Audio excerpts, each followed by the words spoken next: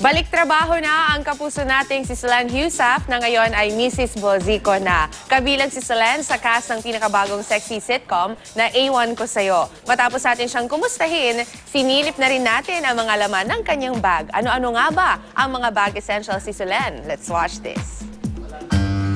Right after her dream wedding, sabak agad sa trabaho ang A1 Ko Sa'yo cast member na si Solenn Heussaff. Pero kumusta na nga ba ang naging first day niya as Mrs. Bolzico? Next day, parang wala lang, normal lang.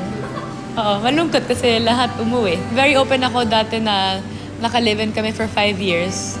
So, wala talagang naiba. Masayang bakasyon lang. Dahil binisita namin si Solenn sa set ng A1 Ko Sa'yo, hindi na rin namin pinalampas na masilip ang bag ng isa sa mga dating tinaguriang it girl ng Pinas. So, hindi ako babaeng babae. As you can see, open yung wall ko. So, may wallet, syempre, kailangan ko. Glue para sa eyelash.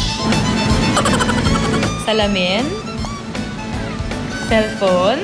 Can't live without my phone. Oh my God, may basura. Checkbook. Very useful to. Charger. As in, super magulo. Keys, susi ng bahay ko. Oh, it's so madumi. Kakahiya.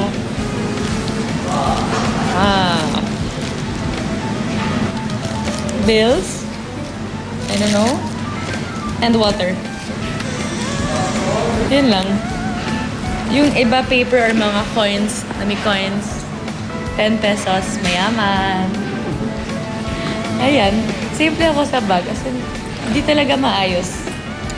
Kailangan kong bumili ng bag organizer. I just throw it in. Ayan, alam na natin ang must-haves ng isang Solenn Heussaff. Sino naman kaya ang susunod nating iba bag raid? Tutok lang lagi dito sa Unang Hirit, mga kapuso.